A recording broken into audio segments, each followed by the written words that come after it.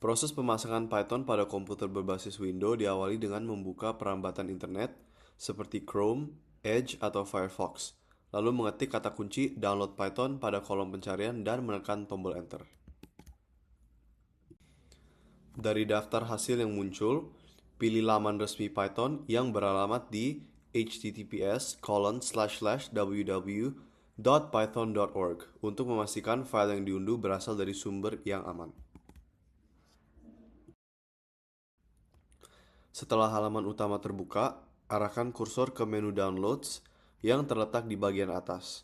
Kemudian klik menu tersebut. Pada halaman itu, biasanya tersedia tombol unduhan yang menampilkan versi terbaru.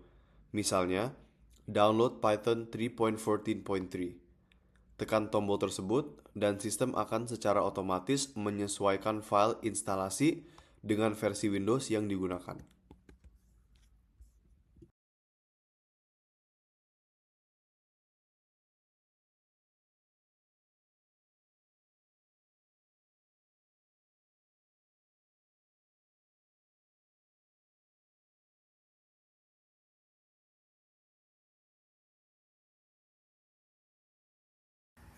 Pada langkah ke-8, kita akan mengecek apakah instalasi sudah berhasil atau belum. Caranya adalah dengan menekan tombol Windows plus R pada keyboard. Setelah jendela root muncul, ketik cmd lalu tekan enter. Perintah ini digunakan untuk membuka command prompt di Windows.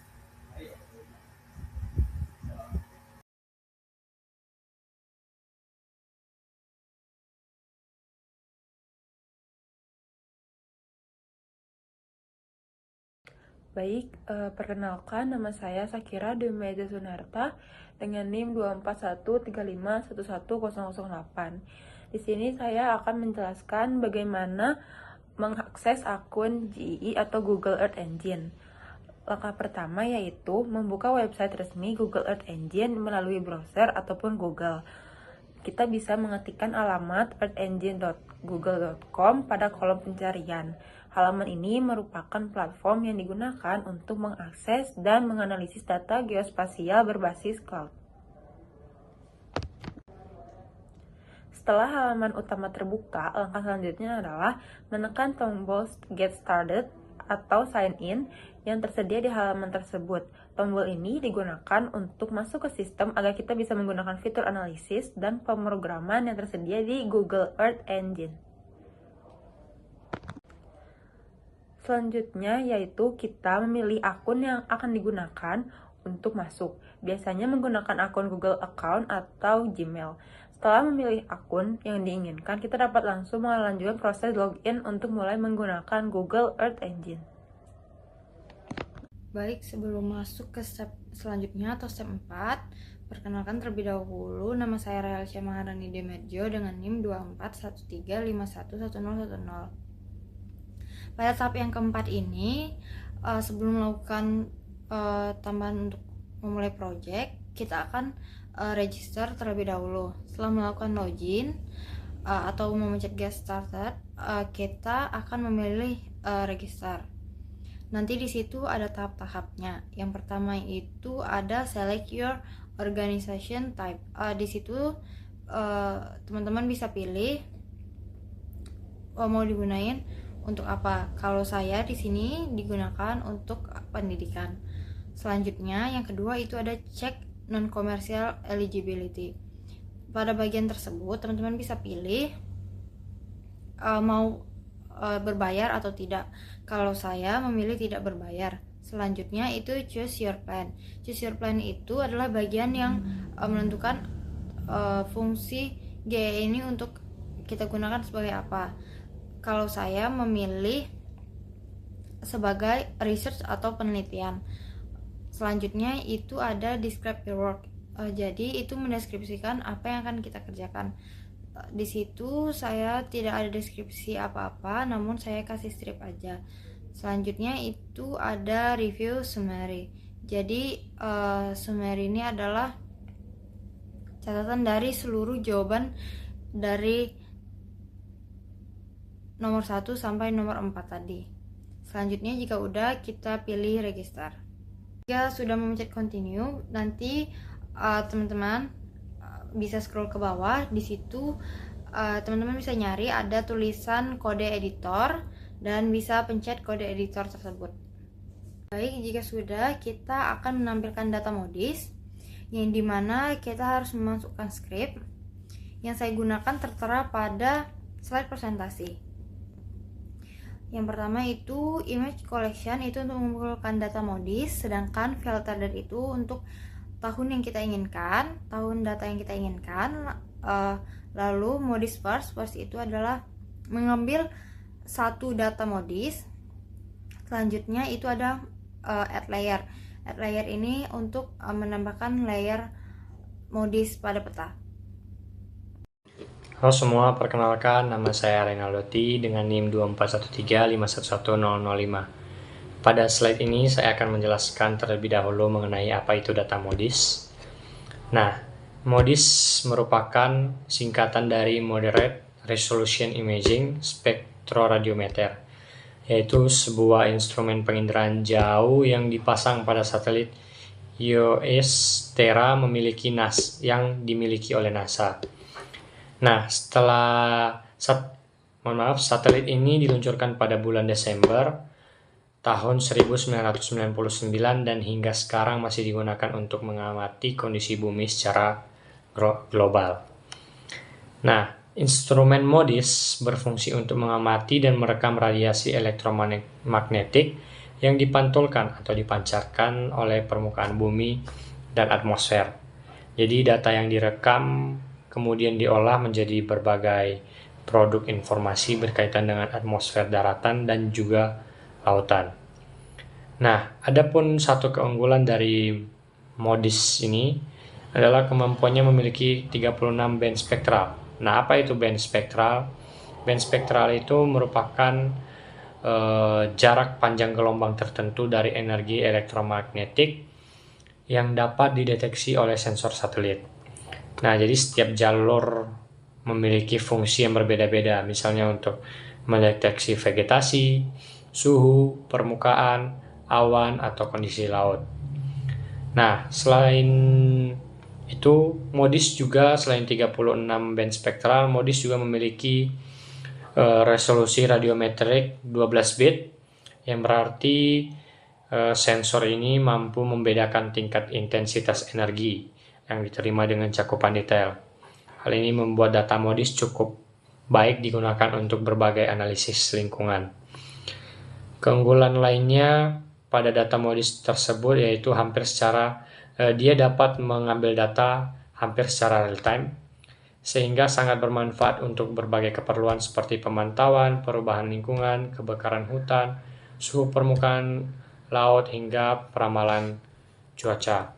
Nah, di sini dapat dilihat juga melalui jurnal JUSTIC.co yang dimana judul jurnalnya itu An Overview of MODIS Land Data Processing and Product Status Remote Sensing of Environmental. Jadi di sini saya mengambil referensi melalui jurnal JUSTIC yang mengatakan bahwa data instrumen MODIS itu diolah secara sistematis menjadi produk-produk turunan atmosfer, daratan, dan lautan. Nah, pada slide ini saya akan menjelaskan bahwa ada 36 band spektral pada MODIS mencakup beberapa wilayah spektrum elektromagnetik. Nah, MODIS spektral pita ini mencakup beberapa wilayah, yaitu yang pertama spektrum tampak atau visible. Jadi spektrum tampak ini adalah bagian dari spektrum elektromagnetik yang dapat dilihat langsung oleh mata manusia. Panjang gelombangnya biasanya sekitar 0,4 hingga 0,7 mikrometer. Nah, band ini biasanya digunakan untuk mengamati warna permukaan bumi seperti vegetasi daratan, lautan, maupun awan. Selanjutnya yaitu inframerah dekat atau near infrared. Nah, inframerah dekat ini memiliki panjang gelombang sedikit lebih besar dari spektrum tampak dan tidak dapat dilihat oleh mata manusia. Band ini sangat penting dalam penginderaan jauh. Kenapa? karena vegetasi sehat memantulkan energi inframerah dekat dengan sangat kuat. Oleh karena itu, band ini sering digunakan untuk analisis vegetasi, kesehatan tanaman, dan ekosistem. Selanjutnya yang ketiga yaitu inframerah gelombang pendek atau shortwave infrared. Nah, inframerah gelombang pendek atau sering disebut dengan gelombang pendek ini biasanya digunakan untuk mendeteksi kandungan udara di tanah, vegetasi, dan awan. Band ini sering dimanfaatkan juga untuk mendeteksi kebakaran hutan, asap, serta kondisi kelembapan permukaan. Nah, yang keempat atau yang terakhir yaitu inframerah thermal atau thermal infrared dengan rentang panjang gelombang sekitar 0,4 hingga 14,4.